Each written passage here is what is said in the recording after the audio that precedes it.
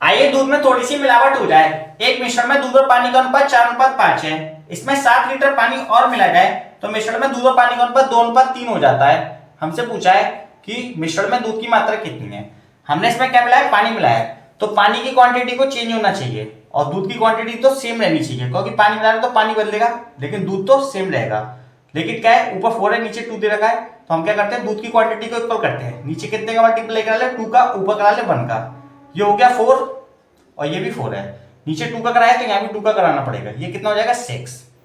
अब देखिए यूनिट में 5 से 6 हो गया पानी, तो पानी की मात्रा कितनी बढ़ गई, 1 यूनिट। क्वेश्चन में कितनी बढ़ी है, 7, तो 1 यूनिट की वैल्यू कितनी है, 7।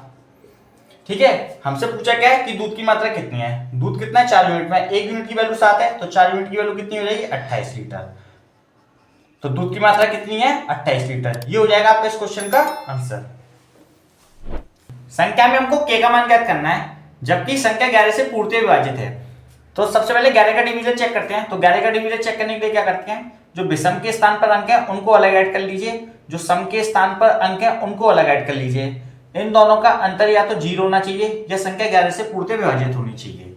ठीक है, तो सबसे पहले क्या करते हैं, इनको अलग अलग ऐड कर लेते हैं। सम वालों को ऐड कर लेते हैं पहले, k + 4 + 7, और विषम वालों को अलग ऐड कर लीजिए। कितना हो जाएगा, 5 + 3 + 5, इनके बराबर लिख दिए 11 या 0। अभी बताता हूँ 11 या 0 का चक्कर क्या है। ये कितना हो जाएगा, k + 11 माइनस, ये कितना 5 होता है और 3 13 बराबर 11 या 0। अब यहां से इसको लेस करेंगे तो कितना आ जाएगा, k - 2 आ जाएगा। अगर यहाँ पे माइनस की संख्या आ रही है तो बराबर में 0 रख दीजिए, प्लस आता तो 11 रख देते, तो k का मान कितना आ जाएगा, 2। ये हो जाएगा आपका इस क्वेश्चन का आंसर। 600 के बीच कितनी संख्याएं जो 4, 5, 6 से पूर्णतः विभाज्य हैं। जो संख्या 4, 5, 6 से पूर्णतः विभाज्य है वो उसके एलसीएम से भी पूर्णतः विभाज्य हो जाएंगी। सबसे पहले क्या करते हैं, 4, 5, 6 का एलसीएम ले लेंगे, कितना आ जाएगा, 60। हमको क्या करना है, 60 का डिवाइड इसमें भी देना है और इसमें भी देना है। अब यहाँ पे देखेंगे 60 का इसमें पूरा पूरा डिवाइड चला जाएगा, तो सबसे पहले इसमें से एक लेस कर लेते हैं। क्यों किया है, क्योंकि हमसे सिर्फ 200 और 600 के बीच की पूछी है। 600 में पूरा चला जाएगा, 600 तो अंतिम पद है, हमको इन दोनों के बीच की बतानी है। 60 का इसमें डिवाइड देंगे, कितनी बार चलाएगा, 6 × 12 = 36, 18, 3 बार चला जाएगा। शेषफल को छोड़ दीजिए, शेषफल से कोई लेना देना नहीं है। ऐसी 599 में 60 का देंगे तो 6 9 × 9 बार चला जाएगा। अब आपको क्या करना है, इन दोनों के बीच का सिर्फ डिफरेंस देखना है। इन दोनों के बीच का डिफरेंस कितने का आ रहा है, 6 का।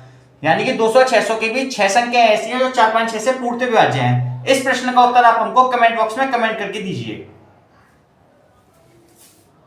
क्वेश्चन में दिया है, यदि किसी भिन्न के अंश में 20% की वृद्धि तथा हर में 10% की कमी करने पर 16/21 प्राप्त होता है, तो मूल भिन्न क्या है। मान के चलते जो मूल भिन्न हमारी x/y है, ऊपर वाला अंश होता है, नीचे वाला हर होता है। हमसे कहा है कि अंश में 20% की वृद्धि करने पर कोई भी संख्या अपने आप में 100% होती है। यानी कि अगर अंश हमारा 100 है तो उसमें 20% की वृद्धि करें तो सीधे कितना हो जाएगा, 120%। और हर में 10% की कमी करने पर तो 100 में से 10 को लेस करेंगे, कितना हो जाएगा, सीधे 90%। तो जो प्राप्त होता है इसको सॉल्व करने पर हमसे कहा कि 16/21 हो जाता है। तो हमसे कहा कि मूल भिन्न क्या है। तो देखिए परसेंट से सीधे परसेंट खत्म हो जाएगा, 30 से इसको काटेंगे 3 बार, 30 से इसको काटेंगे 4 बार, 4 से ये सीधे कट जाएगा 4 बार और 3 से कट जाएगा 7 बार। तो मूल भिन्न हमारी कितनी हो जाएगी, 4/7। ये हो जाएगा आपका इस क्वेश्चन का आंसर। अगर वीडियो पसंद आए तो इसको लाइक कीजिए, शेयर कीजिए और सब्सक्राइब करना बिल्कुल ना भूलें। 378 सिक्के 1 रुपए 50 पैसे और 25 पैसे के रूप में है। इनका रेशियो दिया 13, 11 और 7 है। हमसे पूछा 50 पैसे के सिक्कों की संख्या ज्ञात कीजिए। देखिए हमको टोटल 378 सिक्के दे रखे हैं, तो सबसे पहले ऐसे क्या करते हैं, सिक्कों की संख्या ज्ञात कर लेते हैं। हम जानते हैं कि 1 रुपए में 1 रुपए के सिक्के की संख्या होती है 1 रुपए में 50 पैसे के सिक्कों की संख्या होती है 2, तो इसमें 2 का मल्टीप्लाई कर लीजिए। 1 रुपए में 25 पैसे के सिक्कों की संख्या होती है 4, तो इसमें 4 का करा लीजिए। ये हो जाएगा आपका 13, ये हो जाएगा 22 और ये हो जाएगा आपका 28। टोटल इनको ऐड करेंगे तो कितना हो जाएगा, 63। तो यूनिट में टोटल सिक्के कितने होंगे, 63। क्वेश्चन में दे रखा है 378, तो 63 की वैल्यू कितनी है, 378। हमसे पूछा क्या, 50 पैसों के सिक्कों की संख्या, यानी कि 22 की पूछी है। यहाँ से 1 यूनिट की वैल्यू रहेगी और हमसे पूछी किसके, 22 की, तो 22 का मल्टीप्लाई करा दिए। 63 का इसमें भाग देंगे, 6 बार चला जाएगा, 22 का मल्टीप्लाई करेंगे 132, यानी 50 पैसों के सिक्कों की संख्या कितनी है, 132। ये हो जाएगा आपका इस क्वेश्चन का आंसर।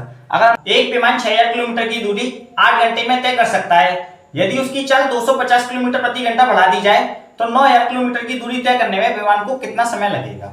सबसे पहले हम क्या करते हैं, विमान की स्पीड निकाल लेते हैं। स्पीड बड़ा होता है डिस्टेंस अपॉन टाइम। डिस्टेंस दे रखी है आपको 6000 किलोमीटर और टाइम दे रखा है 8 घंटे।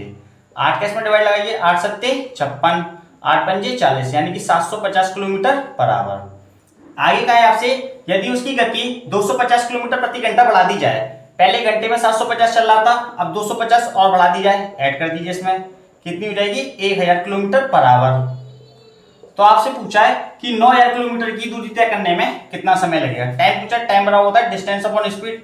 डिस्टेंस आपकी हो जाएगी 9000, स्पीड होगी आपकी 1000, 3 जीरो से 3 जीरो काट दिए, कितना हो जाएगा 9 घंटे।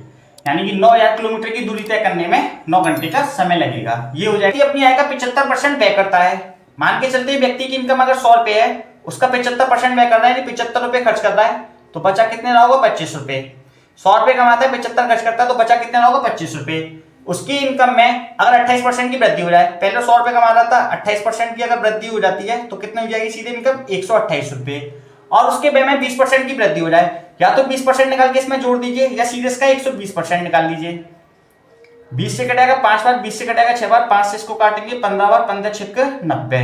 यानी कि अब वो 128 रुपए कमा रहा है, 90 रुपए खर्च कर रहा है, तो बचत कितनी हुई उसकी 128 में से 90 को लेस करेंगे 38 रुपए। पहले 25 रुपए बचा रहा था, अब 38 रुपए बचा रहा है। कितने ज्यादा बचा रहा है 13 रुपए ज्यादा बचा रहा है। कहां से 25 से। परसेंट निकालने के लिए मल्टीप्लाई करा दीजिए 100 का, 25 चौक 100, 13 चौक 52%, तो उसकी बचत में 52% की वृद्धि होगी। ये हो जाएगा आपका इस क्वेश्चन का आंसर। क्वेश्चन में दिया है कि a plus B plus C बराबर दे रखा है 6, a square plus B square plus C square बराबर दे रखा है आपको 14। आपसे पूछा इस वैल्यू का मान क्या होगा। वैसे तो इस क्वेश्चन को हम सीधे फॉर्मूले से भी सॉल्व कर सकते हैं, लेकिन हम इसे यूनिट मेथड से सॉल्व करेंगे। तो अपनी तरफ से एबीसी का मान ऐसा रख लीजिए जिसको ऐड करने पे कितना आया 6 आ जाए। अगर a की जगह पे 1, b की जगह पे 2, c की जगह पे 3 रख दे, तीनों को ऐड करें तो कितना हो जाएगा 6। वैसे तो हम एबीसी का मान कुछ भी रख सकते हैं, लेकिन ऐड करने पे कितना आना चाहिए 6। इसको वेरीफाई कर लेना है। a का मान कितना माना हमने 1 का स्क्वायर कितना होता है 1, b की वैल्यू 2, 2 का स्क्वायर कितना होता है 4, c की वैल्यू 3, 3 का स्क्वायर कितना होता है 9, तीनों को ऐड करेंगे तो कितना हो जाएगा 14 हो जाएगा। ये वेरीफाई होगा। इसका मान निकालना है, तो a की वैल्यू कितनी मानी हमने 1, b की 2, b की 2 और c की 3, c की 3 और a की 1। इनको ऐड करेंगे 2 प्लस 6 प्लस 3, तीनों 6, 9, 9, 2, 11। यानी कि इस क्वेश्चन का आंसर कितना हो जाएगा 11। ये हो जाएगा आपका इस क्वेश्चन का आंसर। आनंद ने 20% के लाभ पर चार्ली को एक कुर्सी बेचता है। मान के चलते हैं आनंद ने अगर इसको 100 रुपए में खरीदा है और 20% के लाभ पर चार्ली को बेचा है, तो इसका सेलिंग प्राइस कितना रहा होगा 120 रुपए। और चार्ली ने इसको 10% की हानि पर रायन को बेच दिया है। अगर 100 रुपए पर 10% की हानि हो रही है तो इसका सेलिंग प्राइस कितना होगा 90%। इसका सीधे 90% निकाल लीजिए, 12 नंबर कितना हो जाएगा 108। यानी कि 120 वाली चीज को इसने रायन को कितने बेच दिया 108 में। आगे हमसे कहा कि रायन ने इसके लिए 432 रुपए का भुगतान किया है, यानी 108 यूनिट की वैल्यू हमको दे रखी है कितनी 432। तो यहां से 1 यूनिट की वैल्यू आ जाएगी, 108 का इसमें डिवाइड कीजिए, कितने टाइम चला जाएगा 4 बार चला जाएगा, तो 1 यूनिट की वैल्यू हो गई 4। हमसे पूछा कि आनंद ने इसे कितने में खरीदा था, तो आनंद की यूनिट कितनी है 100, तो 4 यूनिट का इसमें मल्टीप्लाई करा दीजिए, कितना हो जाएगा 400 रुपए। तो आनंद ने इसको 400 रुपए में खरीदा था। ये हो जाएगा आपका इस क्वेश्चन का आंसर। इस वैल्यू का हमको एलसीएम ज्ञात करना है। सबसे पहले देखते हैं पॉइंट के बाद कितने आएंगे 2, यहाँ पर 1 है तो इसे भी 2 बनाने के लिए हम क्या करेंगे पीछे 0 लगा देंगे, और यहाँ भी क्या करेंगे 0 लगा देंगे।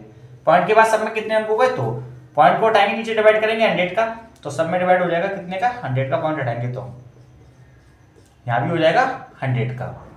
अब देखिए ऊपर वाली वैल्यू को निकलेगा एलसीएम और नीचे वाली वैल्यू को निकालेंगे फिर हम एचसीएफ। एलसीएम क्या होता है कि वह छोटी से छोटी संख्या जो दी गई संख्याओं से पूर्णतः विभाजित हो जाए। तो 6300 एक ऐसी संख्या है जिसमें 63 का 1050 का 210 का और 420 का पूर्णतः भाग चला जाएगा। नीचे वाली वैल्यू को लेंगे एचसीएफ। तो एचसीएफ क्या होता है वह बड़ी से बड़ी संख्या जिसका 100 में मतलब इन चारों संख्याओं में भाग चला जाए। तो 100 ही एक ऐसी संख्या है, सबसे बड़ी संख्या है 100 जो 100 को पूर्णतः विभाजित कर देगी। ये हो जाएगा एचसीएफ। 0 से 0 काट लीजिए दोनों, कितना हो जाएगा 63।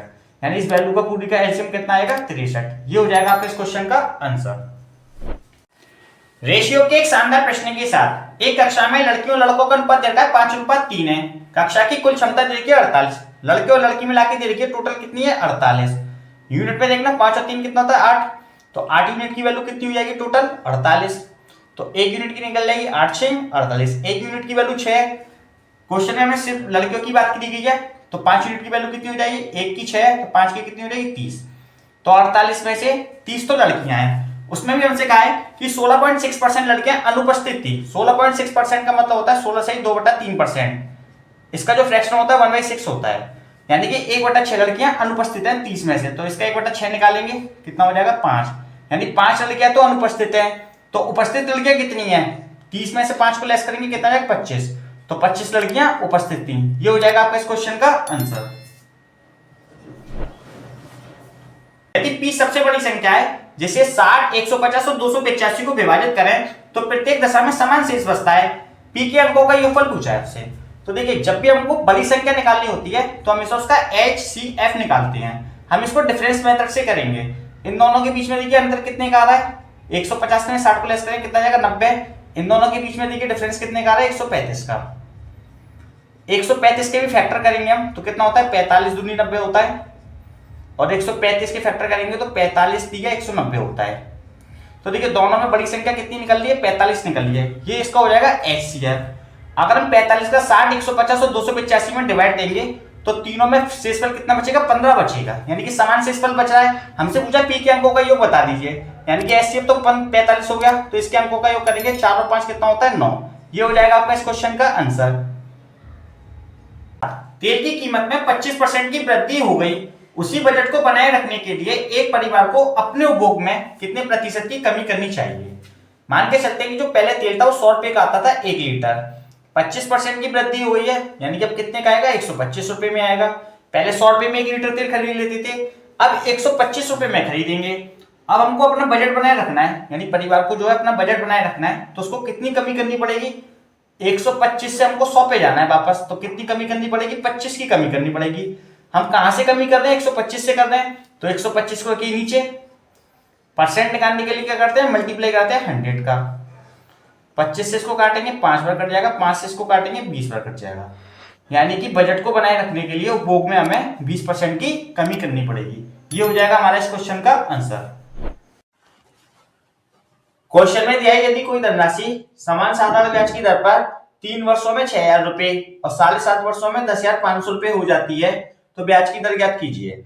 कोई भी धनराशि है, 3 वर्षों में ये 6,000 रुपए हो जाती है और 7.5 वर्षों में 10,500 रुपए हो जाती है।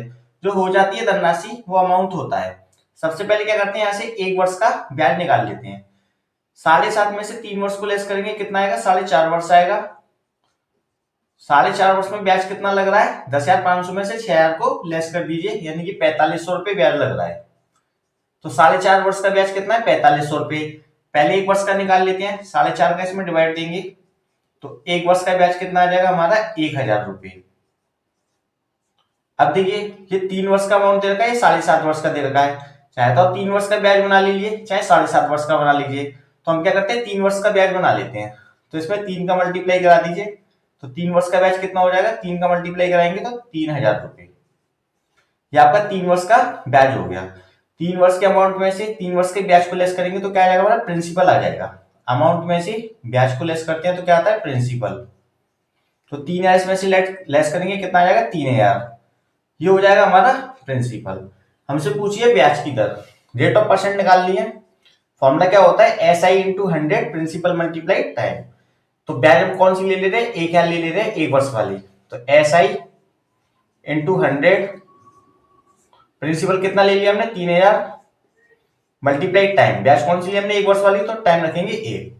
3 0 से 3 0 काट दीजिए। 100/3 का मतलब कितना होता है? 33 सहित 1/3%। तो ब्याज की दर कितनी थी?